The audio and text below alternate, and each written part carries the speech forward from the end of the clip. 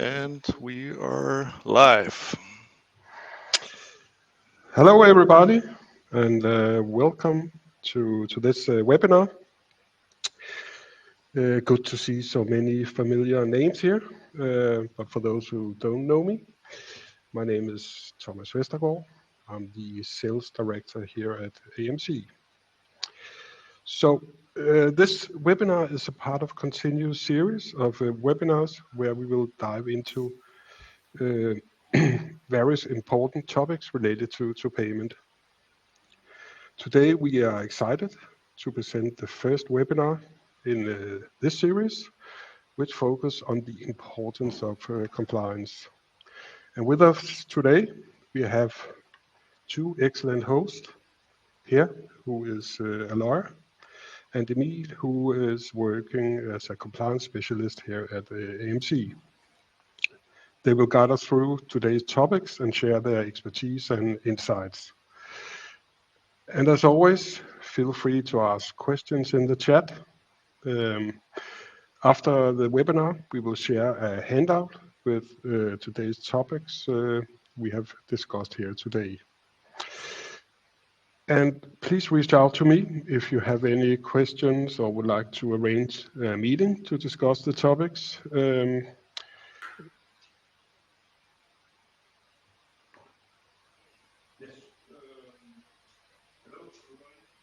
Hello, everybody.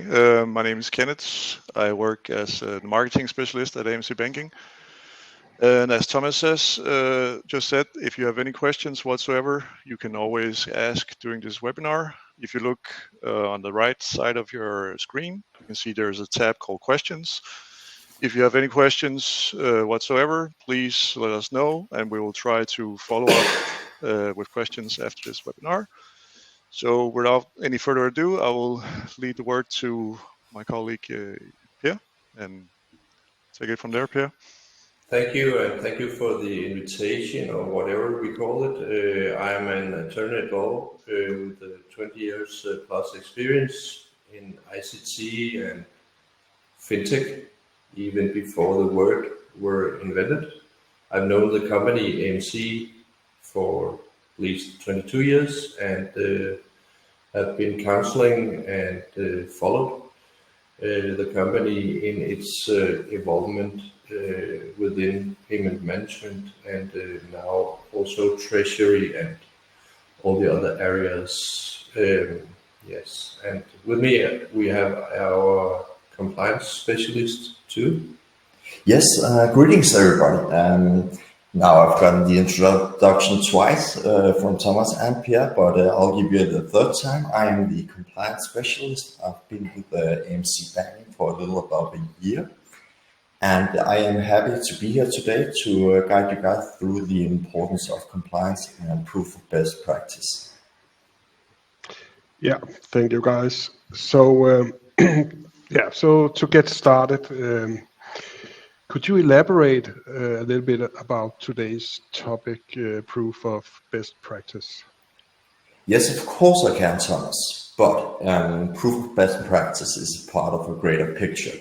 So I would like to take a few steps back at first and talk a little bit about compliance in general, what that is, and tie it up at the end with the proof of best practice. So compliance in general is one I usually get asked what compliance is. I say it's a modern way of bureaucratics. And this is because we have in compliance a set of rules, regulations, roles, and responsibilities, which we do want to clearly define.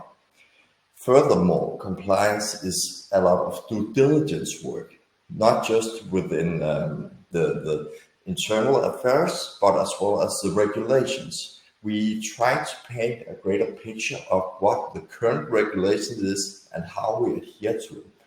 But there is a second aspect of this due diligence, and that is the future in regulations, where we want to be always ahead of the curve on how we handle future regulations, how we do want to handle it, and keep it up with our customers so they know how we do want to do this. And this ties together with the best practice in general, because what is best practice? Best practice is more or less an agreed set of frameworks which is used to adhere to set regulations and rules. So we at AMC Banking, for instance, use the ISO framework to adhere to best practice. Like we use the ISO 27000 framework for our organizational, technical, personnel, and IT risk management. This is a really big keyword for us because we do have a risk-based approach for all our work within the compliance aspect. So the best practice is like a commonly known practice we use to adhere to these rules. And how do we apply it? So in general, we are looking forward towards NIS2, for instance, or DORA, which is future regulations directed by the European. So So what we don't want to cover today is what is coming up is the vulnerability assessment in the future ones, how we assess this, business continuity and third-party compliance. And these are all instances within the compliance which we set more or less the rules and regulations for internally.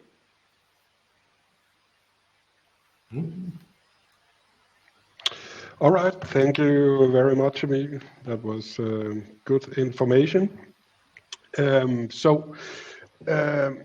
I was thinking about the tendencies, particularly. What have we seen, and what can we expect from the future?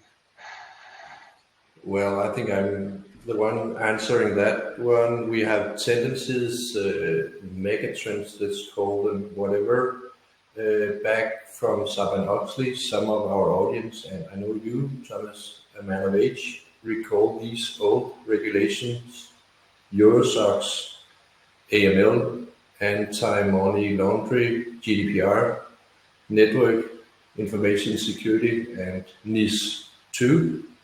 Now we add the kind lady DORA, which is a regulation consisting of financial area, InfoSec, and compliance.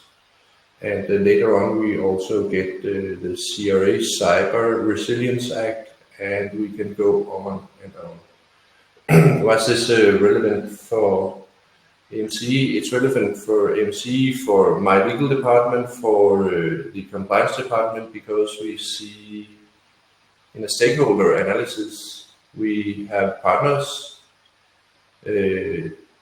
through which we deliver AMC products. We have our customers, and we have the banks we cooperate with, and not least the authorities.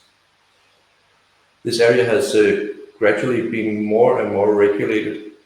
Like 20 years ago, we were used to that the pharmaceutical area was very heavy regulated. The construction area were very, very regulated, but now as we digitize and we put a lot of our cash management over in the digitized world, we need more and more mandatory regulation and requirements from the European Union mainly. Now AMC is, though only, 35, 40 people, it's a global operating company, so we also consider, for instance, Asian or American legislation where needed, which means where our customers are operating. So we are actually, or we have to be customer-centric, and we need to go in concentric circles to the end. When we see the legislation, I have this implementation of the latest changes in the financial laws on InfoSec. It's about 800 pages. Our department and AMC's task is to read it interpret, understand, and project it into the products, and so to say, eat our own medicine. It's a two-way. First of all, we need to get the products to comply with the requirements that our customers have. And second of all, we need to comply by ourselves. My colleague Emil mentioned ISO standards, and we will also look a little bit of particular CIS controls today. It's a requirement that we need to fulfill because AMC chose in 2019 to start a dialogue. Our esteemed CEO, Peter Mackie, talked to the Danish FSA, the Danish Financial Supervisory Authority, Finanstilsynet, and applied after 1 year, obtained license as payment institution with payment initiation services, PIS between friends, and account information services. It's things and functionality you are already probably familiar with in the AMC products. The fact is that it was a few thousand hours to get the license, and we continue to carry it. And the most strict requirements within InfoSec is actually in this PSD2 license. So imminent in these principles, imminent in the PSD2 license is all of these ISO principles, the requirements on both physical, technological, and organizational level, the three traditional InfoSec areas. Yeah. So the megatrend within, and I think it's a bit fun, we still call it cash management. When did you last have cash in your hand? Oh, well, it's been a while. But nonetheless, we are, well, somehow proud to be a little bit of the spine of a financial network, and that's to keep being that, we need to comply with all these rules. They are mirrored in the mandatory legal stuff, the boring thing that I use my time for, and the next legal stuff, which is almost as boring, which is the contractual obligations and rights that are mirrored out towards you as customers or you as partners. And as the partners present here know very well, it's not just AMC Banking work. We work closely together with our partners so that both AMC in our house and all our esteemed partners are up to date with the current regulation. And then you mentioned that you, in the compliance department, you state that you're also looking forward to upcoming regulations. Why do you do that? Because as mentioned before, we do want to be ahead of the curve. We don't want to be on the curve. We do want to be ahead, because to prepare properly, we need to know what is going to happen. And this is why we need to always know which legislation is important and how to handle it and what it definitely says.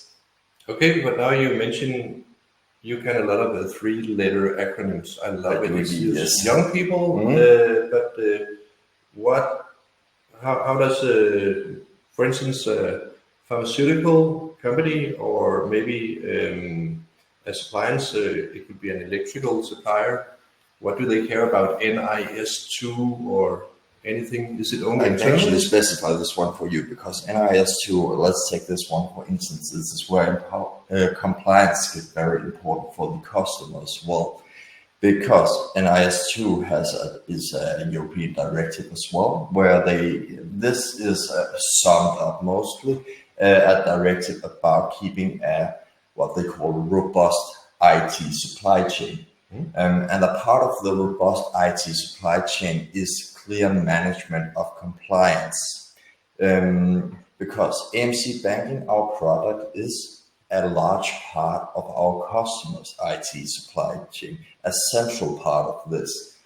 And NIS2, the directive, sets demands for the different suppliers for infrastructure, such as, or they call it important infrastructure, such as pharmaceutical companies, where, as an example, you said, where we are the payment initiator for them. Okay, so you say that we, as AMC, we throw a few billion euros on behalf of our customers through our system, and they're dependent on us, and that's why they need to give attention to this boring area that you and I work with. Well, that's actually the great thing about it, because so much attention is not needed. This is why, well, if we trace back to the former question, this is why we need to be ahead of the curve. We want to be attentive for you, so you don't have to rely on these kind of things yourself. So we do want to display to our customers, and this is where the proof of best practice comes in. We want to display to our customers how we handle said compliance regulations. Okay, and then besides that, you're the one last studying, and you're the one educated in computer science.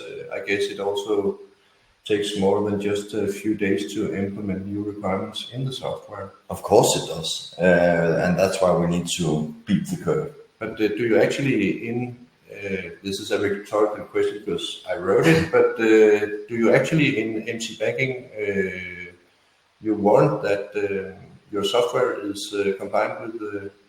Yes, and we always not try to be, we are compliant with certain regulations due to the frameworks from the best practice, which we are here adhering to. Yeah, passed. That was a good answer. And that can also be scrutinized in our contractual environment, which is connected very much to our topics today. We've talked very much. Have you got anything in your bag that's actual something that you can show? Yes, we do, because, and I can actually see candidates already sharing it, it seems like. And this is part of the proof of best practice. This is, how would you put it? We do have a large ISMS system, ISMS, information management security system, a little bit different order, but nevertheless. And this is a distilled version of this, where we do want to be transparent about our initiatives in regards to compliance, where you can see a lot of the different aspects. This document especially is based on a combination actually of the American CIS controls as well as the ISO framework, where if you scroll down a little bit, you can see, yeah, this is the table of contents, where you can see we have some different handpicked issues where we do want to display how we handle it, so on and so forth. Okay, and is it possible for your technical man to maybe enlarge it a bit, because I'm an old man? I don't know, but could you elaborate a little bit on the content? Yes, I can indeed, because this is very much divided into the four main areas. Three, I reckon you said I want to put it up to four, because IT has actually gotten its own in this special instance. We have some inventory controls. This is the general organizational management tools we're using, where we write about how we handle this. We have access management. This is really important, especially in the context of the DORA legislation, which is coming up, where we explain how we specifically manage who has access to what and how the roles and responsibilities are divided.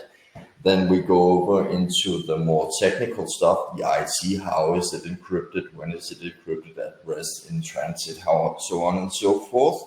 And there's also not that much in this because, as Per mentioned earlier, we're about 40 people, but a little bit about the personal control, how we handle our contractual basis and so on.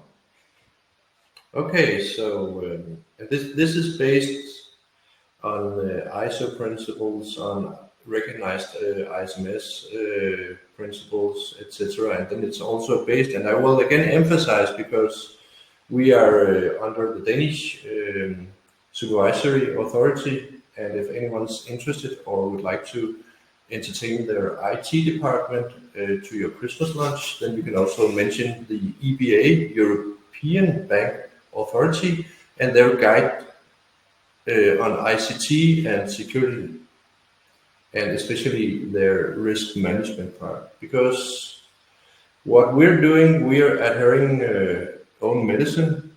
If we didn't do that, we didn't have our PSD2 license, and we didn't have this pretty reliable products. And one more thing, we can also periodically annoy our partners and customers with the same. My impression is that our consultants, which is neither you or me, and let's keep it that way, but our consultants may sometimes be a little bit harsh against our customers. Why do they do that, and how do they do that? You set a lot of requirements to our customers. To our customers, yes, of course, because, well, I would actually put it the other way around, and I wouldn't expect anything less from our customers, that they have to set a lot of requirements to us. Because, as said earlier, we don't want to set requirements to the customer. We want to just do what we are supposed to do, because this way the customer doesn't have to be worried about if they are in any kind of dispute with certain regulations and so on. Or maybe their accountant, when they're doing their yearly accounts. Yeah, and as one of our former webinars was about the approvals. One thing we set for our customers, which is also a big part of the compliance within the product, is the availability of having 2 approvals for doing a payment. This is actually going to be a legislative demand from some of the new directives, that double approvals is mandatory. So we're already ahead of the curve on this basis. Just an example. Yeah. Okay. And then now we talk a lot, but could you make just a proof resilience? Yeah, of course. If you go to Exhibit A of the document, I think you already have it open, or Appendix A, however you want to put the operational efficiency. Is it big enough? Maybe I can share my screen, because it's very small on my screen. So yes, no one can see it. Yes, because we do actually want to see the numbers. Usually they have the boring part, but this is actually where it gets interesting. And as a side remark, now I like to also internally to play customers or devil's advocate. So this is the challenge. We're customers. You have a contractual obligation to a product efficiency of 99.3. I think, I don't recall the standards, but now we've written. So this is just so you guys know what you're looking at. This is just efficiency table for one of our current customers, anonymized, of course. So you, of course we have to do this, but this is just to display the operational efficiency of our product for one of our customers, a large one. And there now I can see a little bit of it on the left side with blue. We have the different services comprised in some of the server instances, some of the functionality, and then the red column, which is, wow, it stinks. No, it doesn't, because by the end of the day for this month, that's our proof of best practice. It's our proof contractually that our customers or our partners' customers, they actually get what they pay for, and number two, it's accessible as it says it should be in mandatory law. We are a little bit low on time, so I just want to jump to the last instance we please. want to show here in this document, and that's actually Appendix B, which we've added, just for show, because this is, before I start this one, this is going to come at one of our later webinars as well, where we're going to talk about third-party compliance as well, but this is just a display, and this is actually not our third party, but this is us being as a third party. This is again an anonymized excerpt of SIS-8 control, which were requested by a customer for us to fill out. And this is more or less what is expected from the government towards the different, to our customers, and what we expect to more or less receive from our customers, because we are such an integrated part of the supply chain. Well, hope not, because it's going to be a larger workload for us, but nevertheless, this is a SIS-8 control where we detail out how we do handle different instances within the compliance world.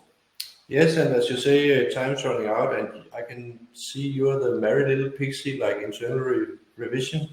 So you can annoy both our internal company and our sub-suppliers. That's my specialty.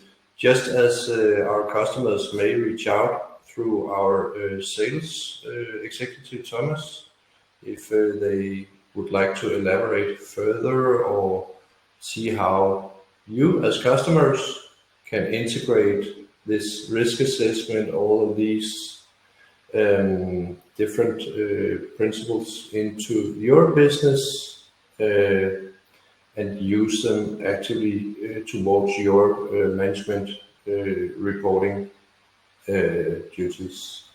I think you were going to sum it up. We have actually the same obligations towards our third-party compliance. Yes. As well. Not that we have that many, but we do the same at least yearly. But yeah, I think that's a quick remark, and we're going to sum all of this up in more detail in the upcoming webinars about compliance. Yes. Thank you, guys. Yeah, so, we already ran the 27 minutes in. So now is the time for questions. If anybody has any questions, I just like to point out that the document we just discussed, you should be able to download this document. If you cannot, please write us on info@amcbanking.com, and I'll make sure to mail it to you afterwards, but you should be able to download this document. Doesn't look like we have any questions. We also just have 2 minutes left, so yeah. Unless Thomas wants to add something, then I think that was pretty much it. So the next webinar is going to be like Emil just said. This is a continuing webinar about compliance. So expect to see a lot more about this in the future. But we still plan to have our not weekly, but every second week we're going to have a webinar here. So remember to follow us on LinkedIn and join our newsletter for news about AMC Banking. Great. Yeah. Okay. Thanks for having us. Yes. See you guys.